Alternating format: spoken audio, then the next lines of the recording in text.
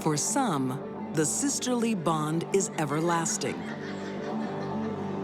No matter how you feel about her, you're raised with them. They're your blood. For others, it doesn't exist. She suffered the ultimate betrayal from her sister.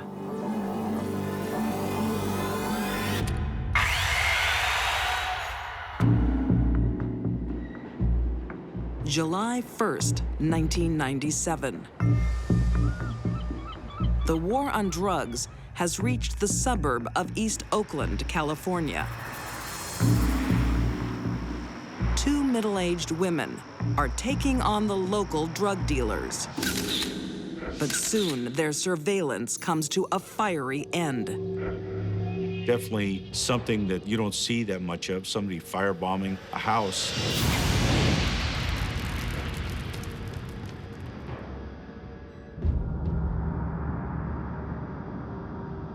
The community was outraged that here you have these two white middle-aged women being firebombed by drug dealers. But the truth is even more outrageous.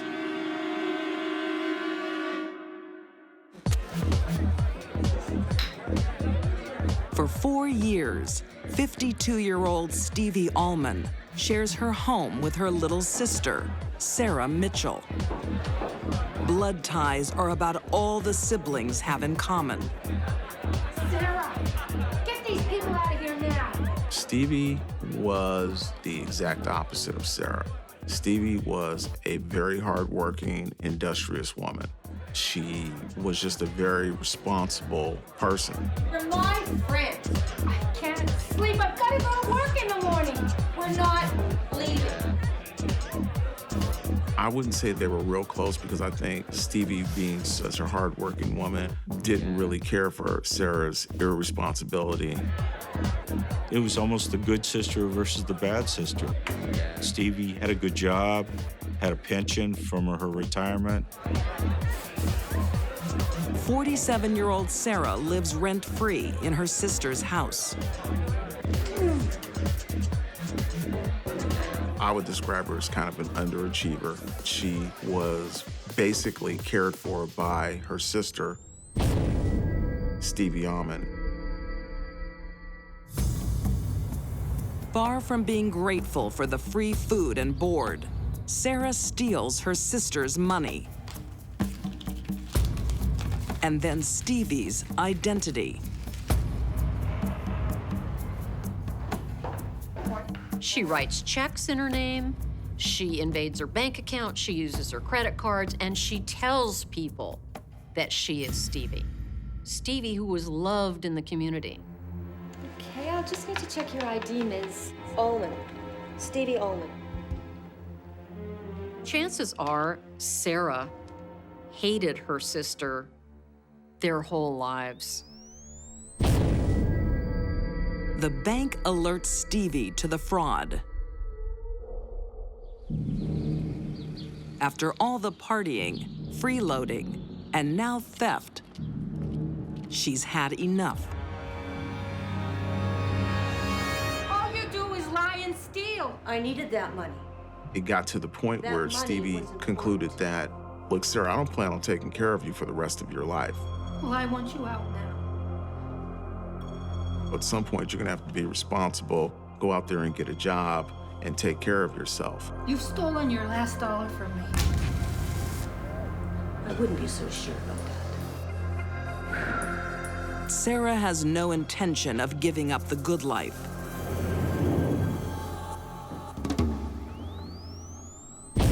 She decides her sister has to go and never come back. When Stevie confronted her, I think that Sarah got angry and decided to kill her. And Sarah knows who to pin the blame on.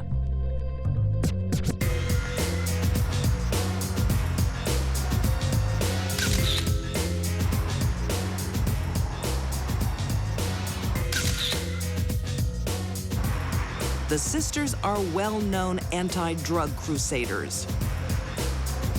They've made enemies of the local dealers by photographing and taping their activities.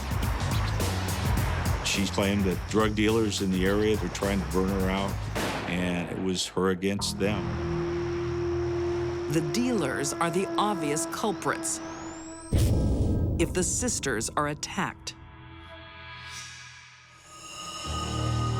For Sarah to keep her life on Easy Street, it is time for drastic action. This was the ultimate betrayal.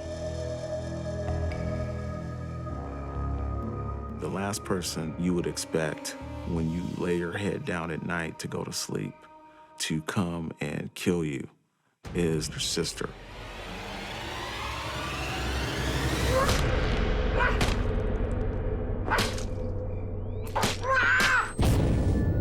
She went into the bedroom and basically beat her to death with a blunt object to the head.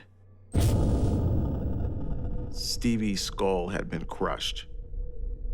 Sarah killed Stevie while she was in bed asleep because she didn't want a fight on her hands, a fight that she might be injured in or could lose.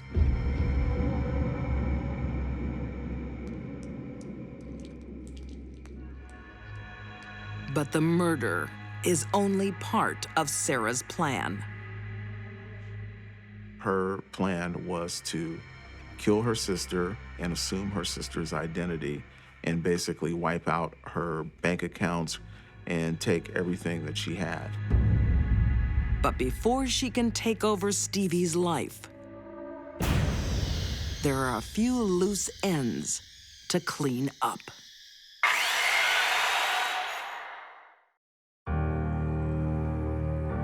East Oakland, California. July 1st, 1997. 47-year-old Sarah Mitchell bludgeons her older sister Stevie to death for her money and identity. But first, she must dispose of Stevie's body. A large body, in this case, even an obese one, would be very, very difficult for Sarah to move on her own. Dismember it, she could relocate it piece by piece, which is what she did.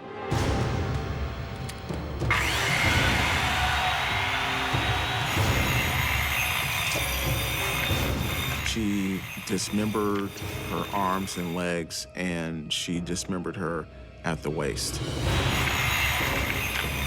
There was blood spatter 360 degrees of the room. On all four walls of the room and the ceiling, blood everywhere.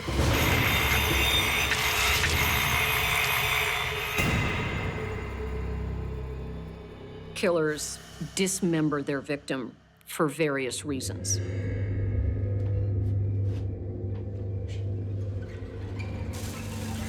Sometimes it fulfills some ghoulish need.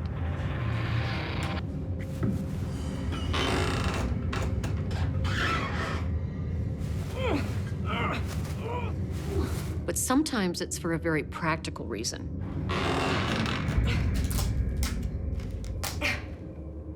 Stevie's body had to be chopped up to be placed in freezer bags and put in the freezer.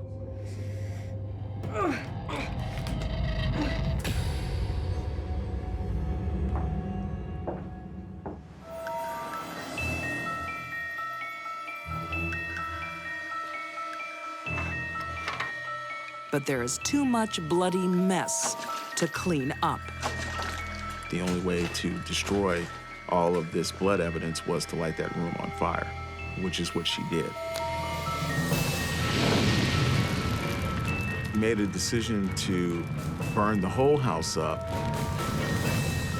We believe that she was trying to collect the insurance money for the burned down house to destroy the freezer and the body.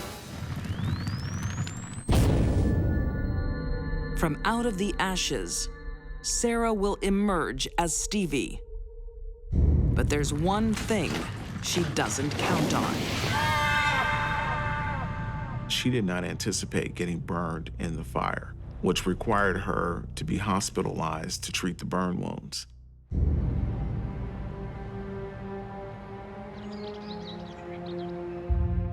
While in the hospital, Sarah maintains her story that the local drug dealers have firebombed their home. No one has any reason to doubt her, and there is outrage at the attack. It becomes a front-page story, and the sisters are hailed heroines in the war against drugs. Seems you struck quite a chord with the community, Miss Ullman. Just call me Stevie. Notes of sympathy and donations come flooding in. She did not think that it would become such a big story. Because, you know, when you're trying to get away with murder, you don't want notoriety and attention. The limelight is the last thing you need when you are not who you say you are. It's unusual for people to kill someone and assume their identity. The people that pull it off for a while are usually very, very intelligent, and they're highly mobile. I did not just describe Sarah, not at all. And the new Stevie can't explain where her sister is. Her responses were kind of cavalier. Oh, Sarah will turn up. She'll call when she wants to. My gut feeling was that this isn't right. While Sarah is being admired as an anti-drug crusader, investigating officer Greg Hughes looks past the flames. He asks questions around the neighborhood. This one neighbor happened to see the newsreel footage. She called me and she said that woman that came out of the house that was put in the ambulance was not Stevie. That was Sarah. Police take a closer look at the burnt-out house and find one thing that has been insulated from the flames: the deep freezer. What she didn't anticipate was that the freezer being insulated would also insulate the body from the fire. The body was in fairly decent shape, other than the fact that it had been dismembered. Fingerprints confirms Sarah's true identity. After years of resentment and jealousy, Sarah Mitchell kills for greed. She tries to take everything her sister has and ends up with nothing. In February 2001, Sarah Mitchell is sentenced to life in prison. A person like that would have to be totally detached from their emotions. And I don't know how somebody gets to that point. I really don't. I think the most shocking aspect was the fact that Stevie Ullman, being the kind of person she was, hardworking, loving, and what she got in return from her sister was being murdered and dismembered. Sarah is a sociopath to the core. Who could kill someone they're raised with, someone who is good to them? Only a sociopath could do such a thing.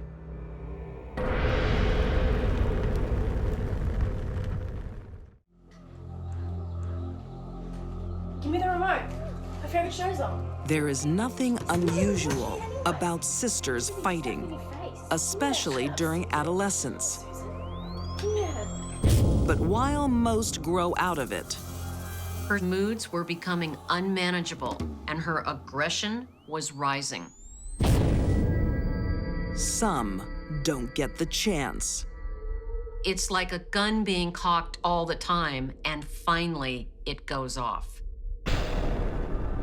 There's no stopping what comes out the barrel.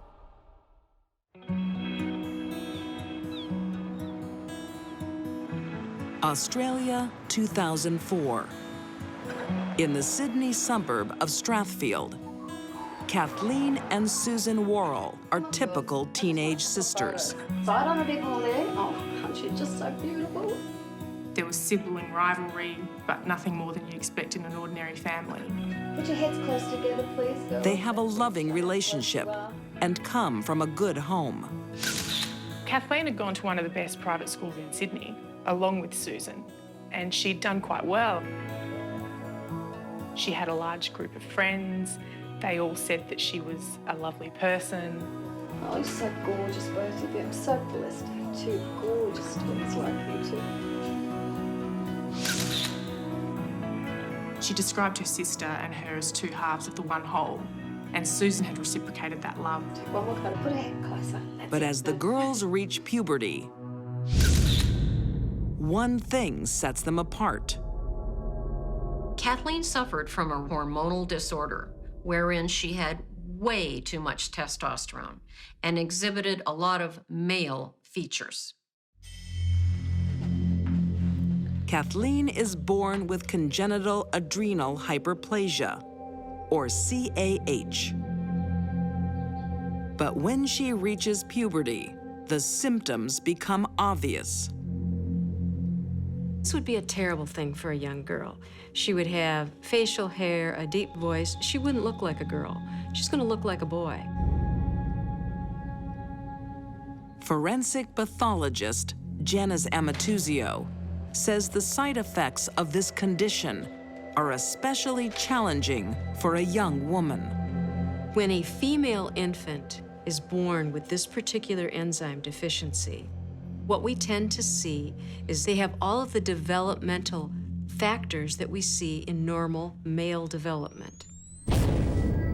As a result, this individual can be thought to be tall as a child, more muscular, have a deeper voice, grow facial hair, and have excess strength. From the time of birth, once this is discovered, that individual is placed on steroids for the rest of their lives. But Kathleen's medication has unwanted side effects for a teenage girl. Weight gain.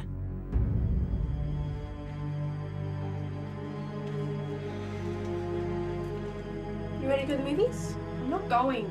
I can't go out. Look at me. When she was on the medication she was supposed to be, it caused her to gain excessive weight. Teenage girls don't like being overweight. Kathleen hated it. I'm ready. Let's go. The side effects of Kathleen's medication were quite awful and she found very difficult to deal with. This medication is ruining my life.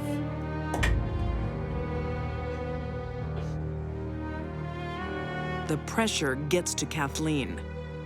She is unhappy and desperate to control her weight.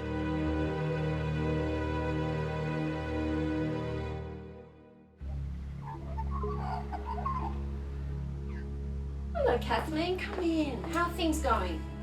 Life's too hard. I feel so fat. I want to come off the medication. I think in the state that Kathleen was in, she perhaps didn't understand the side effects of not taking medication. I don't think that's a good idea. Why not? Look at me. How am I ever going to get a screw looking like this? No one's going to want to touch me. Just settle down, Kathleen. Have you already come off your medication? You don't understand. No one understands. I'm trying to understand. When somebody has suddenly stopped taking steroids that they've been taking for their whole life, small things can irritate them and small things can set them off. Kathleen secretly stops taking her medication. Kathleen, dinner's almost ready. Don't go eating snacks now. Get off my back. Why are you always going on at me? The level of testosterone in Kathleen's blood rose and rose and rose to a dangerous level, to a point where it was 4 times as high as it should have been for a woman her age. What's wrong? You are taking your pills, aren't you? Stop telling me what to do. Everyone thinks they can tell me what to do. I've had it. Kathleen feels powerful. Testosterone is the aggression hormone. After she stopped taking the medication, she was training very obsessively. She was very pleased with herself. I think she described herself as being, like a gladiator, very strong. Psychiatrist Olav Nielsen discovered how the process started to affect Kathleen's state of mind. Well, it's a little bit similar to the people who are doing bodybuilding, taking very high doses of steroids. And the higher the dose, the greater the effect is. Increased aggression, increased confidence, assertiveness. And there's some studies to show an increased risk of mania, the syndrome of abnormally elevated mood. Unknown to the Worrells, Kathleen is losing control. Give me the remote. Favorite show's on. Hey, I'll watch this one. You're not even watching it. You're too busy stuffing your face. Give me it. When someone is in the grip of a manic episode, they don't censor themselves. Susan, unfortunately, had no idea what she was dealing with. How truly dangerous Kathleen had become. Kathleen was a ticking time bomb.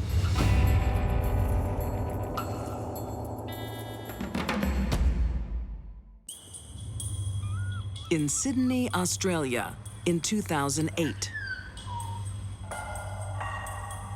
20-year-old Kathleen Worrell is aggravated. Kathleen's moods were becoming unmanageable, and her aggression was rising.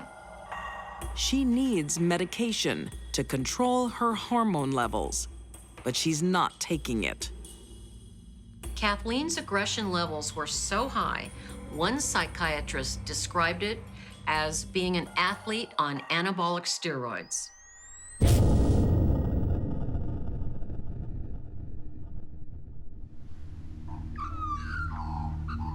With her mind raging, Kathleen is preparing. This is a dangerous state of mind for a man or a woman to be in. She wants to know the quickest way to kill her 18-year-old sister, Susan. There had been a lot of quarrels between the sisters. You're not allowed to touch my things. Fights were sort of symptomatic of what was happening to Kathleen at that time. Kathleen is fighting for control of her mind. She is manic. A manic state must have emerged over several months with the manipulation of medication and the very high or large fluctuations in her testosterone level. Aware of losing control, she reaches out for help. She sends a message to a friend. It was along the lines of, I intend to murder my sister if I can't be persuaded otherwise. Desperate times call for desperate measures. It was a cry for help, but I don't think it was responded to as you might if you actually believed that she was going to do it. Her friend emailed back to her to not do that, and so Kathleen didn't. But come morning, Kathleen has second thoughts. With the sisters alone in the house, Kathleen finds the perfect opportunity. It appears to me that intellectually, Kathleen did not want to kill her sister, but emotionally, she felt overpowered to do so. As she entered her sister's room, she looked at her,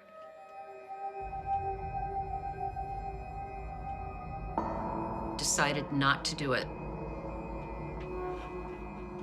She closed the door and backed out yet again.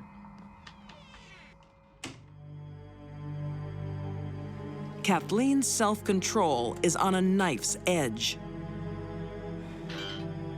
It doesn't take much to slip.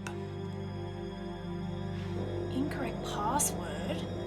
Susan had changed the password for the computer, so Kathleen couldn't use the internet.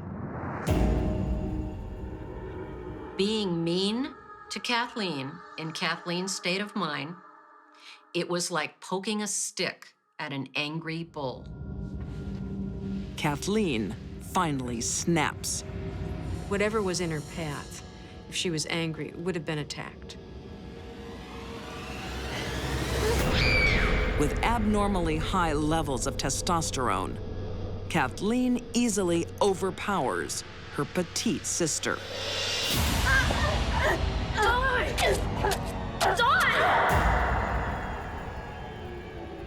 She has all of this muscular development, all of this strength that normally women don't have, so she could do a lot of damage. Susan dies within 30 seconds of being attacked.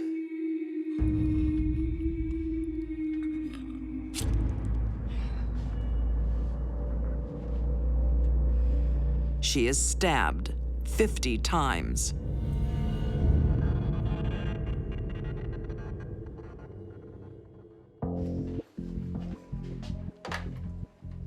Immediately after the murder, Kathleen calls emergency services. Please. I killed my sister. Pretty clear I think I that her stabbed her. reasoning was quite affected. I mean, she didn't She's lying in think the for 1 hallway. minute about what might happen to her after this occurred. Police! Are you armed? No. She didn't even consider about being taken to prison, and she didn't consider that her parents might be upset. Kathleen is charged with murder. She receives a psychiatric assessment. She's interviewed by a total of 5 mental health experts, and I think the consensus view was that her ability to judge right from wrong and her ability to control her actions were substantially impaired. The charge is reduced to manslaughter. She is sentenced to 6 years in prison. After a certain amount of time on medication to control it, she was able to calm down and look back and reflect on what she had done.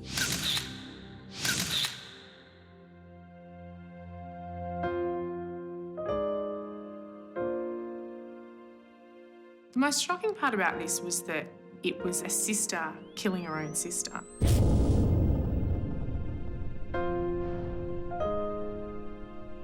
They hadn't necessarily been unloving sisters. In fact, it had been quite the opposite. What's left of the distraught Worrell family has one more tragedy to face. 2 months after her conviction, Kathleen is found dead of natural causes in her cell.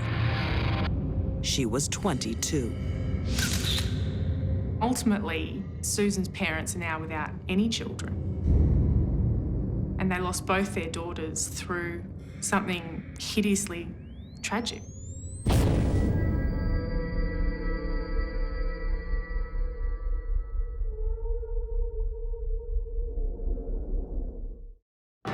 When first love goes wrong, Why are you even with her? The thought of losing him was, quite frankly, unbearable. I know you're there! a person can be hurt, scarred, Nothing was going to stand in her way. sometimes even murdered. She wasn't a friend, she wasn't an enemy, she was just a young woman who had something that she wanted.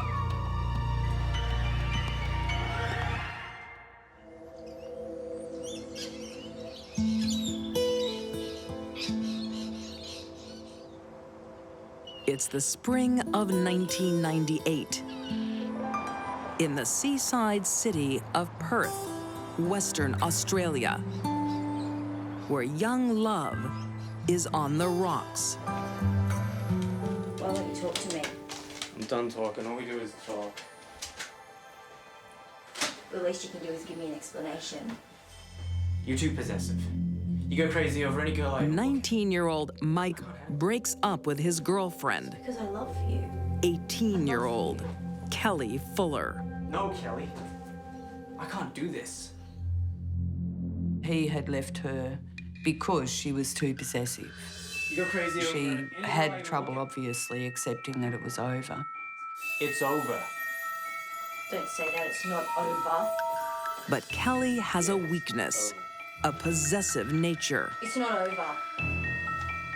She was always needing to be the centre of some big drama and attracting sympathy and those sorts of things. I can't live without you. Kelly is known for her demanding nature. Crazy bitch. When a rageful person destroys their lover's property, it's a sign that things could get worse. For me, I'd get out of town.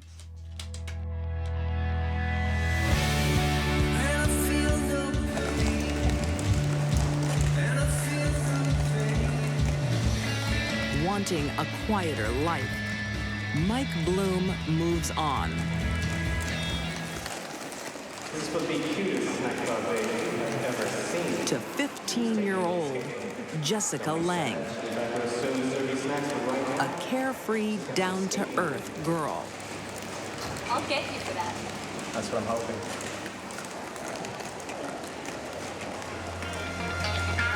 The snaps.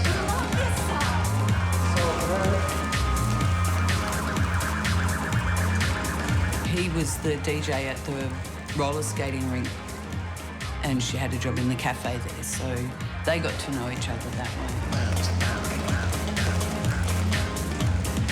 But Mike's flirting attracts unwanted scrutiny from his ex.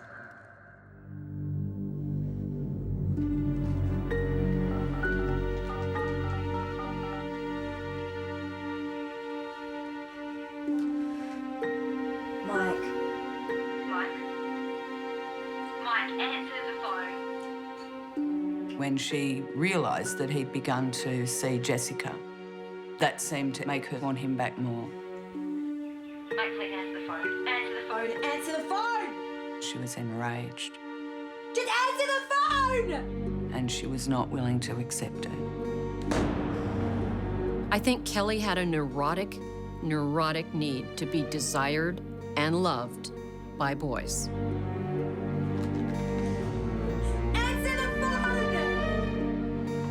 Reasoning and logic never entered into Kelly's thoughts. I know you're there! That maybe Mick might just be a blip on the radar screen of her life. For Kelly, it was all right now, all-consuming. There was no future without Mick.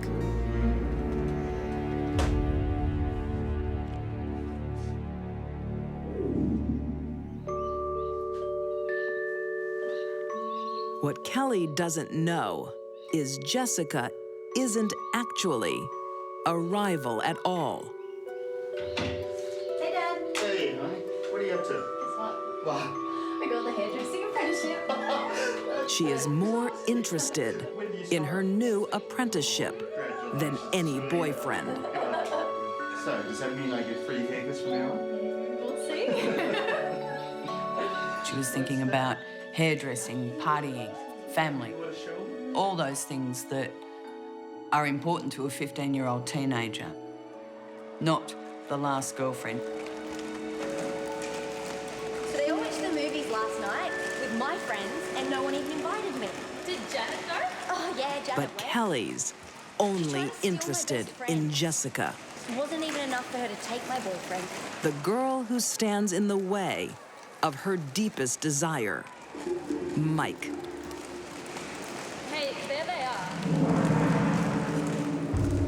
She was determined to get him back, and she got it fixed in her mind that if she got Jessica out of the picture, then he would be hers. That stupid bitch. I'll kill her. It's unfortunate that none of Kelly's friends took her seriously when she said she wanted to kill Jessica. Sadly, no one did anything about it.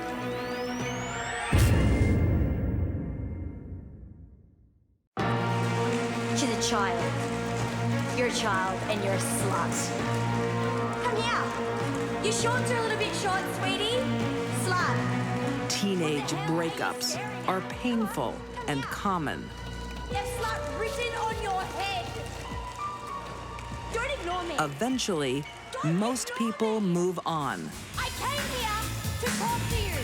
But in Perth, Western Australia, in September 1998, it won't end that way.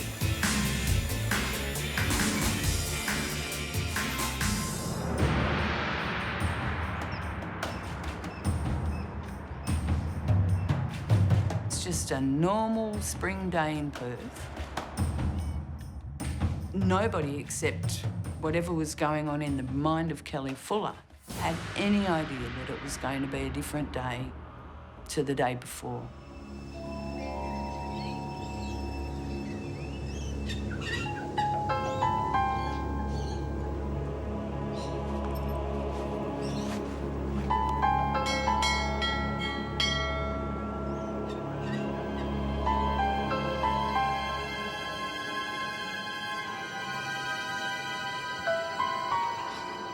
Kelly Fuller has lost her boyfriend and blames 15-year-old Jessica Lang.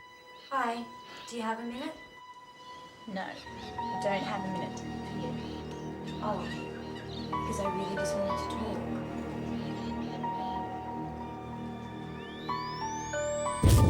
talk. She wore white gloves. Now, this was a hot, steamy, stormy afternoon. You wouldn't wear a long-sleeve shirt, let alone a pair of gloves.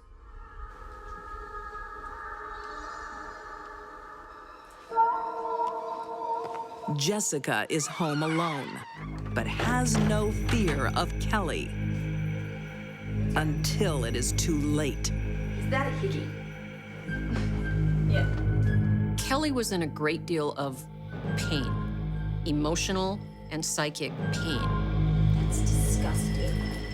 I would never let him do that to me. Yeah? Well, he never loved you anyway.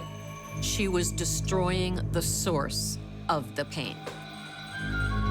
Or so she thought. What are you doing? Oh my God! What are you doing? Don't! Kelly,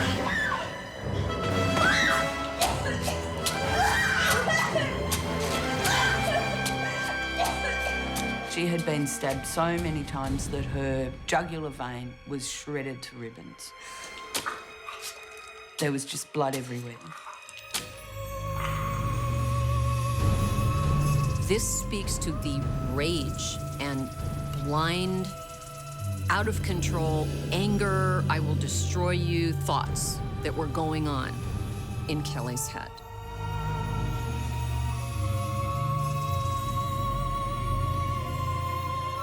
do you want to tell?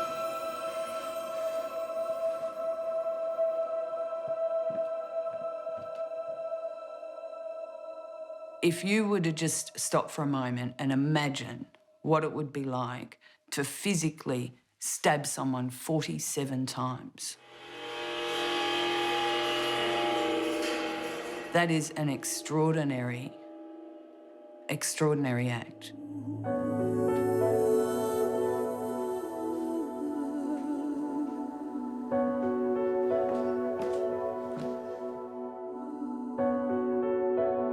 Jessica was 15. She was still a child.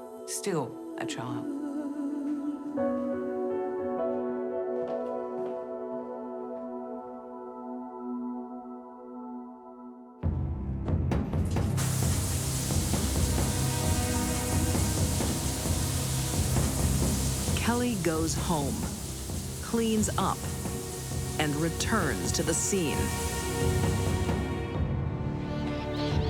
She tried to cover her tracks. She broke a back window to make it look like a burglary gone wrong. Next, she ditches the murder weapon, but makes the mistake of including a friend.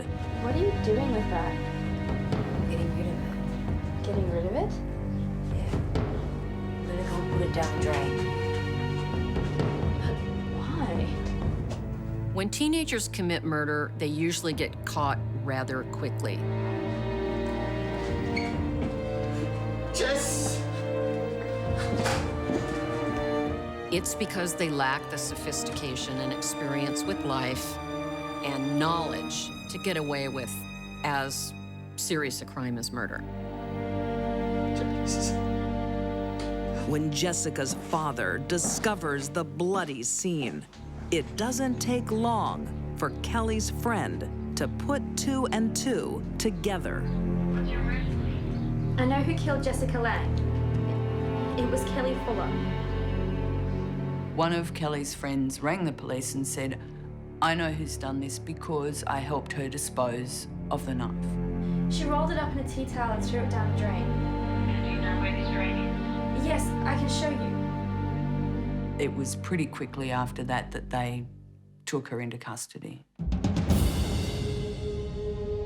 In February 2000, Kelly Fuller is convicted of murder and sentenced to life with a minimum of 11 years. 11 years is all Kelly Fuller has to pay for taking the life of a young 15-year-old with her whole life in front of her. She wasn't a friend, she wasn't an enemy, she was just a young woman who had something Kelly thought she wanted.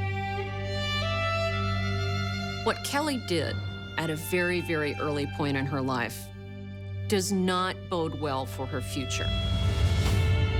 Kelly's right where she needs to be. She needs to be in prison so that society can be safe from her. Sad, but true.